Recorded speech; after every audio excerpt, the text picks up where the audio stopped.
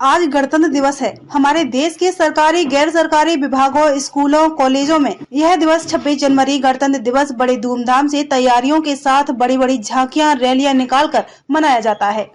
लेकिन क्यों मनाया जाता है, जानने का एक ही जवाब मिलता है कि इस दिन हमारे देश का संविधान लागू हुआ था। लेकिन उस संविधान के रचयिता का नाम दूर दूर तक कोई नहीं लेता। बता दें कि 15 अगस्त सन 1947 को हमारा देश विदेशी हुकूमत से आजाद हुआ था।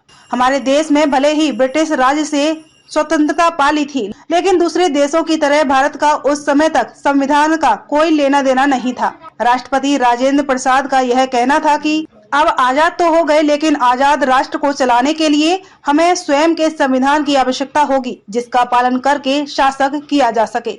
इस मुद्दे पर विभिन्न नेताओं के अलग अलग विचार थे। पंडित नेहरू जो प्रधानमंत्री थे, वे चाहते थे कि किसी अंग्रेजी से संविधान निर्माण कराया जाए जो अनूठा और रिस्ट्रिक्ट हो। तब नेहरू ने इस विषय पर गांधी से विचार विमर्श किया। तब गांधी जी ने कहा, हमारे पास देश में सबसे बड़ा कानून और संविधान का विशेषज्ञ डॉक्टर भीमराव अम्बेडकर है। तब इधर उधर जाने की क्या जरूरत है। उसके बाद नेहरू ने राष्ट्रपति राजेंद्र प्रसाद से बात की।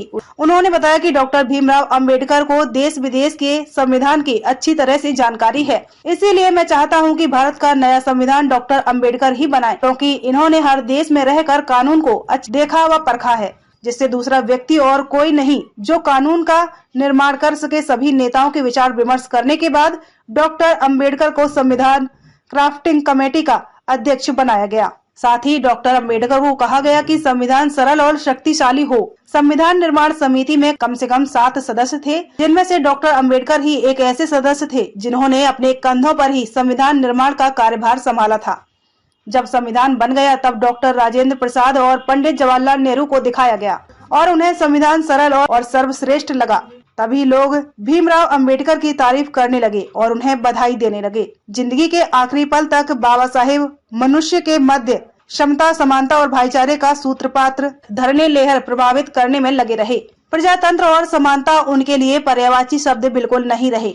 उनके अनुसार पूंजीवादी व्यवस्था के तहत मताधिकार का अधिकार उत्पीड़कों में से एक को चुन लेने का अधिकार मात्र है। वास्तविकता आवश्यकता एक ऐसे समाज की संरचना करना है जिसके अंतर्गत शोषक और शोषित उत्पीड़न वर्ग का फर्क स्वतः समाप्त हो जाए।